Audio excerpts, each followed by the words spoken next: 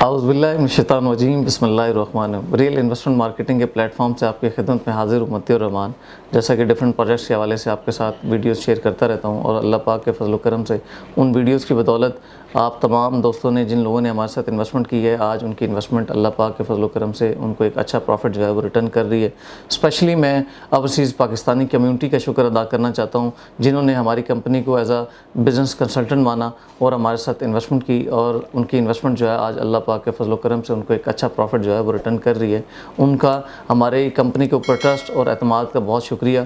और जो लोग हमारे साथ फर्दर इन्वेस्टमेंट करना चाहते हैं तो वो हमारे नुमाइंदे से रब्ता करें और अपनी इन्वेस्टमेंट करें।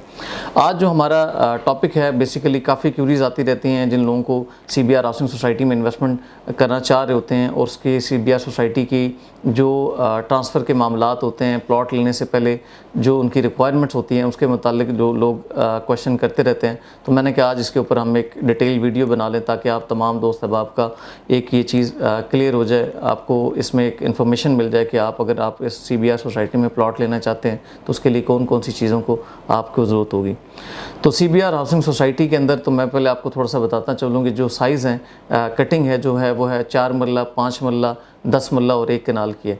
तो 4 मरला की जो ट्रांसफ़र फ़ीस है वो है 21,000 और जो 5 मरला है उसकी भी जो ट्रांसफ़र फ़ीस है वो 21,000 है, और जो है 10 मरला उसकी जो ट्रांसफ़र फ़ीस है उसकी 26,000 है, और जो 1 कनाल है उसकी जो ट्रांसफ़र फ़ीस है 31,000 है।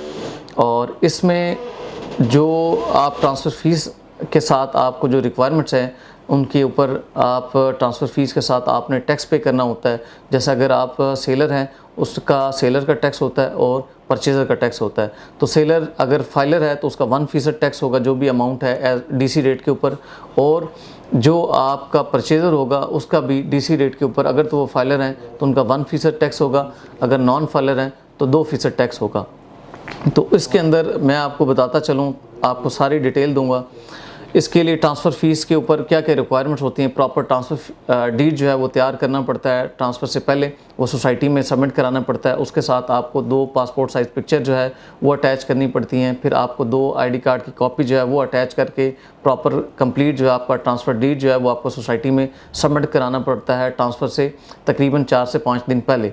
ठीक है, उसके ऊपर तमाम सोसाइटी के जो तमाम रेलिवेंट डिपार्टमेंट है वो उस प्लॉट को वेरीफाई करते हैं। ठीक है, जैसे आप देखें कि उसके अंदर कितने ड्यूज़ हैं और कितने उसके रिमेनिंग हैं, कितना उसने बैलेंस जमा है या नहीं है।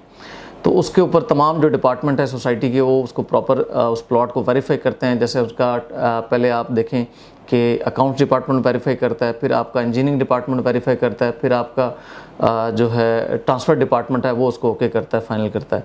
तो जब आप उसमें ट्रांसफ़र के लिए चले जाते हैं, ठीक है, उसके ऊपर आपने जो मैंने जैसे कि आपको बताया है कि आपको टैक्स जो है उसकी आपको देनी पड़ती है, सेलर और परचेज़र की ये आपको पूरी डिटेल आपको देनी पड़ती है।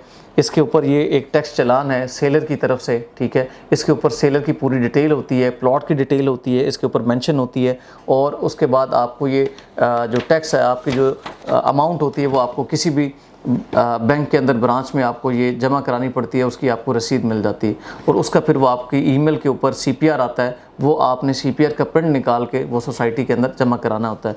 इसी तरह जैसे मैंने आपको ये सेलर का दिखाया है, फिर ये PSA ID टैक्स चालान है, ये हमारा परचेज़र का है, ये दोनों आपने जमा कराने होते हैं। और जो आपने ट्रांसफ़र फ़ीस जमा करानी वो आपने CBR सोसाइटी के अलाइड बैंक के अंदर वो आपने ट्रांसफ़र फ़ीस जमा करानी है। उसका यहाँ पे ऑर्डर बना सकते हैं या आप सोसाइटी के अकाउंट में डायरेक्ट पेमेंट कर सकते हैं, और वो रसीद आप लेके आएंगे सोसाइटी में, ट्रांसफ़र डिपार्टमेंट को आप देंगे, वो उसके अगेंस्ट आपको उसकी रिसिप्ट बना के देगा जो भी ट्रांसफ़रर है या परचेज़र है उसके एंड पे। तो इस प्रोसीजर से आप जब फ्री हो जाएंगे, इस आपको सोसाइटी रसीद देगी, उस रसीद जो आपके नाम पे प्लॉट ट्रांसफ़र हो चुका होगा मेंबरशिप के अगेंस्ट। और दूसरा आपने ये हमेशा याद रखना है, जब सोसाइटी आपको ट्रांसफ़र की वो रसीद देगी उसके साथ आपको एक मेंबरशिप फार्म मिलता है। मेंबरशिप फार्म के अंदर आपने तमाम जो डिटेल है वो आपने एज़ पर क्वाइफ जो है आपने बिल्कुल दुरुस्त आपने फिल करने हैं, ताकि उसके अकॉर्डिंगली आपका लेटर ट्रांसफ़र लेटर जो है वो बना जाएगा, ताकि उसमें अगर आपका एड्रेस गलत है या आपका स्पेलिंग मिस्टेक गलत है तो आपके जो ट्रांसफ़र लेटर के ऊपर भी वो चीज़ें फिर वो मिस्टेकनली गलत आ जाएंगी। तो उसके बाद आपको विदिन 15 डेज़ जो है या 15 to 20 डेज़ मैक्सिमम आपको सोसाइटी जो है वो ट्रांसफ़र लेटर देने का पाबंद होती है। तो वो भी मैं आपको बता दूं कि ट्रांसफ़र लेटर किस तरह का होता है CBR हाउसिंग सोसाइटी का।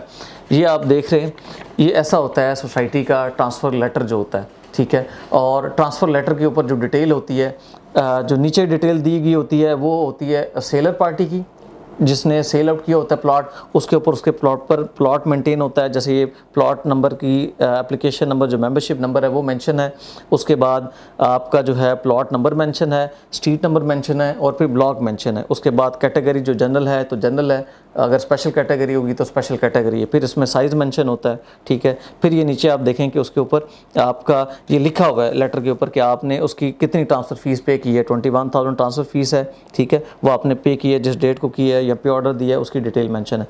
और ये आपका ऐसा ट्रांसफ़र लेटर होगा, जो ट्रांसफ़र होगा परचेज़र होगा उसके ऊपर उसकी प्रॉपर डिटेल आएगी। ये देखें, जैसे ये ऊपर नाम आएगा, उसका सन ऑफ आएगा, या जो भी डॉटर ऑफ है, वाइफ ऑफ है, जो भी उसकी डिटेल आएगी, फिर आपका एड्रेस आएगा, CNIC नंबर आएगा।